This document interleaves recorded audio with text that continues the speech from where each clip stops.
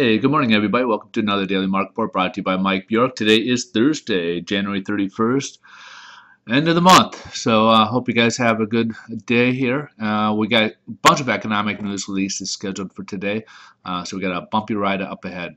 We'll start off with the weekly jobless claims. Last week we had 330,000 people apply for unemployment.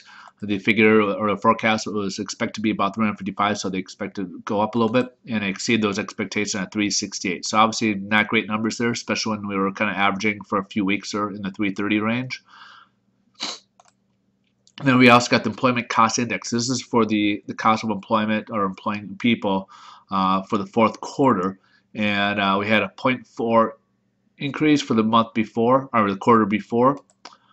They figured it'd go up slightly, about 0.5, and it came in at forecast. So no surprises there.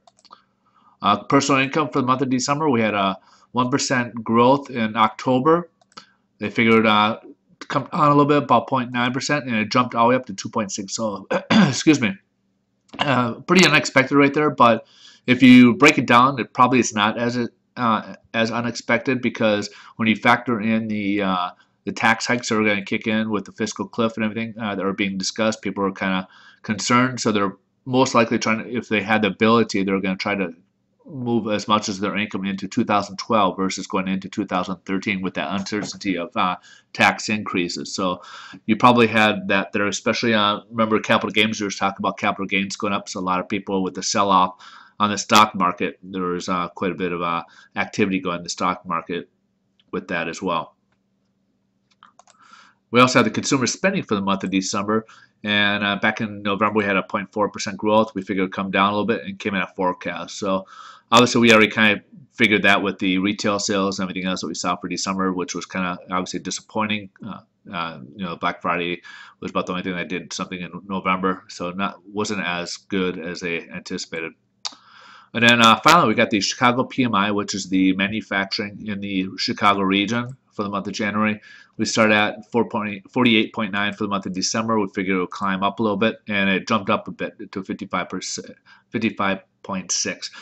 So on this index, anything below 50 is contraction. So we had a couple months of contraction in the manufacturing sector, and January kind of hit it full bore. So we figured it was still going to be contracting a little bit, but not as bad as December, but it really took off in the month of January. So good news in that sector there. So we have kind of a mixed bag of news here, where the weekly jobless claims were disappointing, and then PMI came in better than expected. So the consumer spending, I think, and personal income, I think people got surprised by 2.6% on the personal income, the big jump there. But if you really look at it, it wasn't probably as big of a surprise as probably you would really think.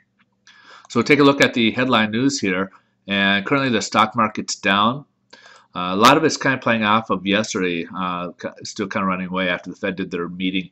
And one of the things that they kind of made a note was, which kind of altered the how the stock market was moving as well as the bond market, was that they kind of mentioned that the economy is pausing.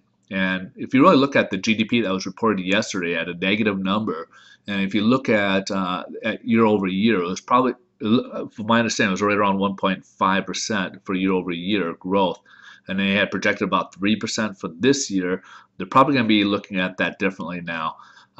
As anything, we haven't really had in our economy anything less than 2% growth without going into a recession. So Europe's already in a recession. It just seems basically a matter of time that we'll be technically in a recession over here in the U.S. And I think that has the investors on a jittery note right now. So on that note, let's go ahead and take a look at the bond market, see how the bond market's reacting to everything. So yesterday, as we saw, we were way down here before the Fed made their announcement. And after the Fed made their announcement, people are selling off in their stocks and putting it into the bond market. So we had a rise here.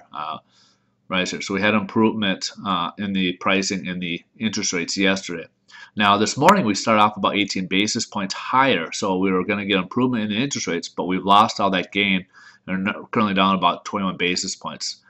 We closed yesterday at 103.22 and we're currently about 103.19. So not a big difference between the two to say that there's a difference of pricing. So right now we're where we left off yesterday on the interest rates in this sector here.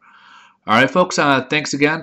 Be prepared tomorrow. It will be important news day tomorrow because we will get the jobs numbers tomorrow from the Bureau of Labor Statistics. So that will be a big day tomorrow. So watch those for any surprises. And you guys have a wonderful day. Thanks for watching, and we will catch you guys tomorrow. And if you guys like to receive these on a daily basis, want these emailed to you, stop by mikesdailymarketreport.com. There's a subscription in the upper right-hand corner. We don't share your information, and nor will you receive anything other than these emails for the videos from us. All right, folks, have a wonderful day. Again, thanks, and we'll see you tomorrow.